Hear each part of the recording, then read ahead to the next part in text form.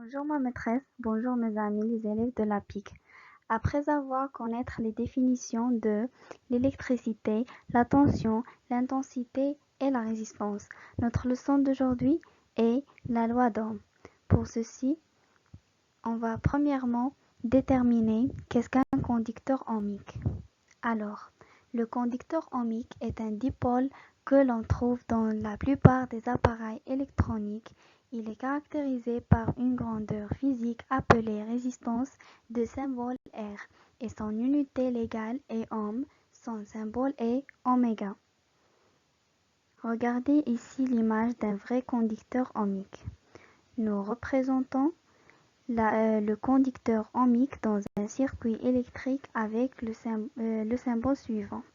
C'est ça le premier et le deuxième. La seule différence qui existe entre ces deux représentations, c'est l'écriture R. La première c'est à l'intérieur, la deuxième c'est à l'extérieur. Et le rôle du conducteur ohmique, c'est de diminuer l'intensité du courant électrique qui le traverse. Donc, comment mesurer la résistance d'un conducteur ohmique que l'on appelle aussi résistor? On a trois façons de déterminer cette résistance. La première, c'est à l'aide d'un ohmmètre. Regardez l'image d'un ohmmètre. Il suffit de relier les deux pôles du conducteur ohmique aux bornes ohm et com de l'appareil et de choisir un calibre convenable le plus proche supérieur à la valeur mesurée. L'appareil schématisé ci-contre indique que la valeur de la résistance du conducteur ohmique est R égale 1 kΩ égale 1000 ohms.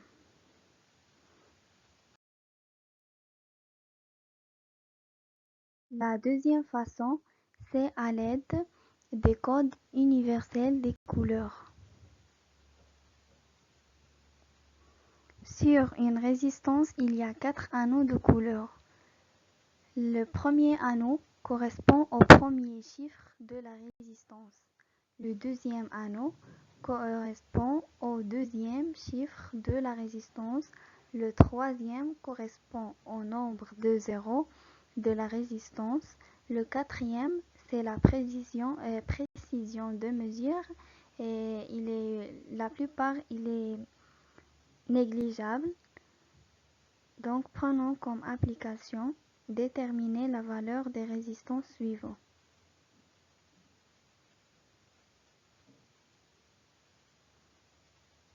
Observons la première image. On a la première couleur, c'est le rouge, de valeur 2. La deuxième, c'est le violet, de valeur 7. Le troisième, le marron, de valeur 1. Donc, on a le premier chiffre, c'est 2. Le deuxième, c'est 7. Le troisième, on le représente comme des zéros. Et donc, on écrit un seul zéro.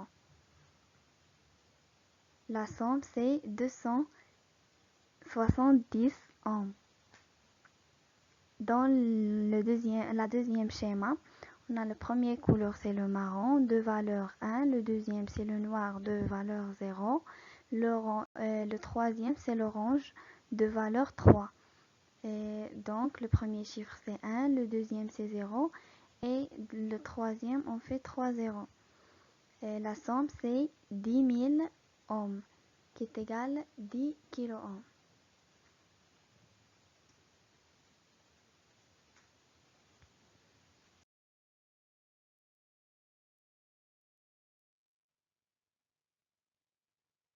La troisième façon, c'est à l'aide de la loi d'Ohm, qui est notre leçon d'aujourd'hui. Prenons l'activité suivante. Nous réalisons le montage électrique ci-dessous en utilisant un générateur de tension constante réglable et un conducteur ohmique avec une résistance de R égale 100 ohms entre les deux bornes du conducteur ohmique. Nous appliquons les tensions indiquées dans le tableau ci-dessous et dans chaque cas, nous mesurons l'intensité du courant traversant le circuit. Voilà le circuit composé. Ce symbole représente le générateur de tension constante réglable, c'est-à-dire on peut varier la tension produite par ce générateur. Ce symbole V, c'est un voltmètre. L'autre A, c'est un ampèremètre. Et le dernier, c'est R, c'est un résistor qui est un conducteur ohmique dont sa résistance est 100 ohms.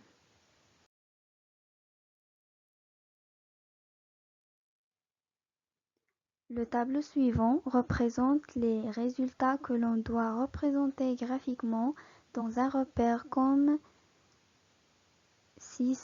ceci ou bien ceci. La seule différence qui existe entre les deux, c'est l'unité de gradation et que le premier est effectué numériquement, par contre le deuxième est effectué manuellement.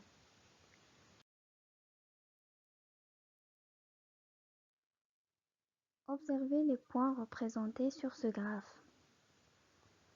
Les points représentés sur ce graphe se sont alignés. Ils représentent une situation de proportionnalité. Calculons maintenant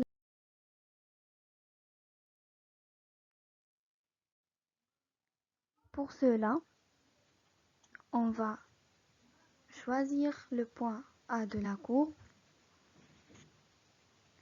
avec la tension UA égale 4 volts et l'intensité IA égale 40 mA. Calculons le rapport tension sur intensité égale 4 volts sur 0,04 ampères qui est égal 100 ohms. Deuxièmement, on va choisir un autre point, c'est le point P de la courbe. Pour la tension UB égale 8 volts, on a la tension et l'intensité IB égale 80 mA. Calculons aussi le même rapport, tension sur intensité égale 8 volts sur 0,08 ampères égale 100 ohms. Donc, nous observons que le coefficient de proportionnalité est égal à la valeur de la résistance utilisée. Déduction, on déduit l'égalité suivante. R égale I sur I. D'où on va déduire une autre égalité qui est la tension égale la résistance fois l'intensité. Cette dernière est appelée la loi d'Ohm.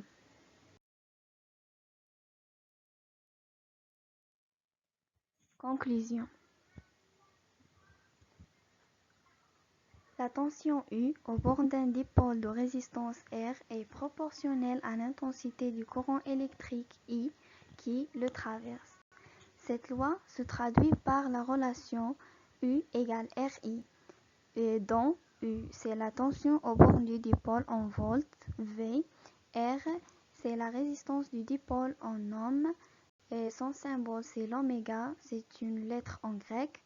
I, c'est l'intensité qui traverse le dipôle en ampères, son symbole c'est A. La représentation graphique U égale F de I est appelée la caractéristique tension-intensité du dipôle étudié.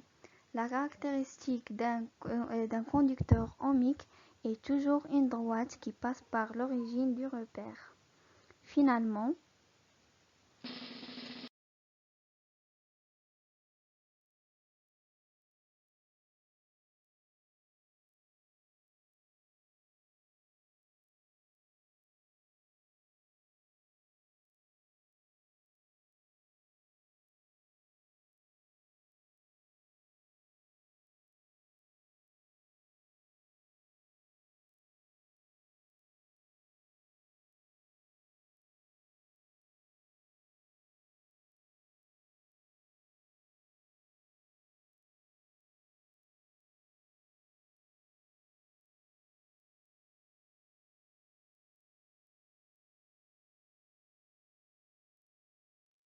Qui est Ohm? Ohm, c'est un physicien allemand né en 1789 et mort en 1854. George Ohm a été le premier à trouver une relation mathématique qui relie la tension, l'intensité du courant et la résistance d'un conducteur ohmique. Cette relation a comme nom la loi d'Ohm.